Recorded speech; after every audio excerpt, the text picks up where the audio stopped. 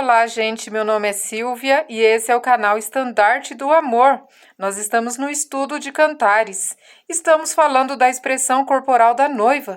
Sulamita disse: "Por que quereis contemplar Sulamita na dança de Manaim?" Então, chamaram ela para uma expressão corporal, né? Dá até a impressão aqui que incomodou um pouco porque as máscaras iriam cair.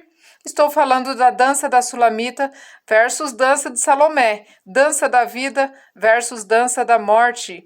Então o esposo começou a descrever Sulamita nas expressões dela, né? O esposo começou a descrever a expressão corporal da noiva. Dança significa expressão corporal.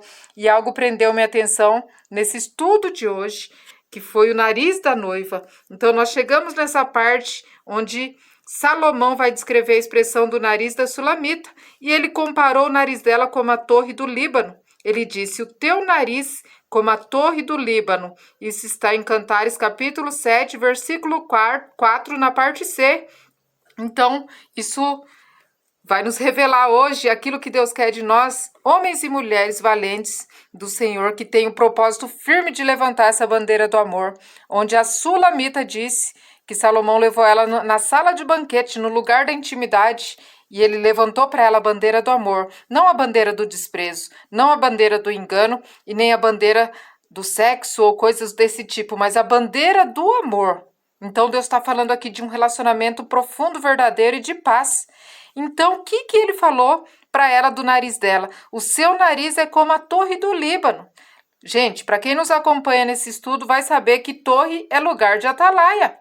Torre é lugar de vigia. O pescoço dela já foi comparado com a torre de Davi, né? Então, Salomão falou para ela dessa vez que o nariz dela agora era comparado à torre do Líbano. Então, a expressão do nariz, nesse contexto dessa história, vai falar de nos avisar de algo errado, nos livrar do perigo, né? Então, o nariz, ele sente o cheiro do fogo. Ele sente o cheiro de odores tóxicos e ele te avisa do perigo, né? Então, torre, lugar de atalaia, lugar de defender seu território, lugar de vigilância. Então, Salomão falou para ela que ela era uma mulher vigilante. Ele falou para ela que ela era uma mulher atenta, ligada aos perigos espirituais, né? Atenta, ligada às batalhas espirituais que vinham para se levantar contra o relacionamento de paz ou contra o tempo de espera no Senhor na sua vida sentimental. E Líbano, torre do Líbano. Líbano na Bíblia era mais conhecido como um paraíso terrestre por causa das suas imensas florestas de cedros, né? Também de outras árvores, mas a Bíblia menciona muito o cedro, né? O cedro era uma árvore utilizada para construir.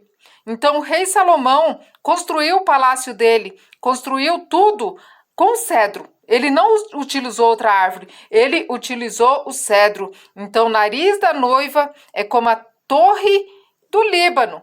Então o Líbano, a maior característica dele é o cedro, né? São as florestas imensas, o cedro, uma árvore forte usada na construção. Então, gente, o cedro foi usado não só na construção do palácio do rei Salomão, mas também na Arca de Noé. Olha o mistério de Deus aí. Lá no último capítulo, depois desse amor concretizado, Salomão disse assim: "As muitas águas não poderão apagar este amor, nem os rios afogá-los." Olha aí. Por quê? Porque ele usou a mesma matéria-prima que foi usada na construção da Arca de Noé. E por que que veio o dilúvio e não conseguiu derrubar a Arca de Noé? Porque foi usado o cedro. Foi usado o cedro. E por que que veio o dilúvio? A Bíblia fala que Deus mandou o dilúvio justamente porque eles começaram a se escolher entre si, né? Os filhos de Deus começaram a ver que as filhas dos homens eram bonitas, formosas e começaram a se escolher pelos olhos. Não esperaram no Senhor, não confiaram no Senhor, duvidaram do encontro de almas e começaram a viver de encontros de peles e a tempestade, né, o dilúvio levou eles, né? Acabou com a felicidade, com a alegria deles nessa área da vida deles. Mas quem estava dentro da arca permaneceu firme, inabalável. Os casais, até mesmo de animais que Deus cuida. Até mesmo dos animais Deus cuida, gente. Da vida sentimental, que entrou de casal em casal. E depois os filhos de Noé com as noras. Então Deus se importa muito com essa área da nossa vida, mas o desfecho dessa história, para você viver esse relacionamento de paz, vai se dar através de qual matéria-prima você tem construído o seu tempo de espera, o seu relacionamento de paz.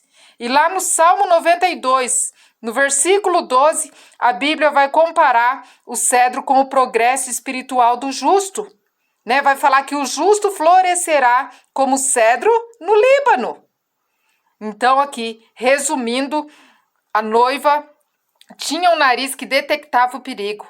Ela era uma atalaia, ela era uma mulher que vigiava. Ela era ligeira, ela era esperta, ela não era boba. Ela não se deixava seduzir por conversas fiadas. Ela observava tudo ao redor. Ela orava, ela jejuava, ela se consagrava e ela defendia os seus projetos de construção. Ou seja, ela construiu tudo sobre a rocha. A Bíblia fala dos dois fundamentos e o dela foi construído sobre a rocha e não sobre a areia.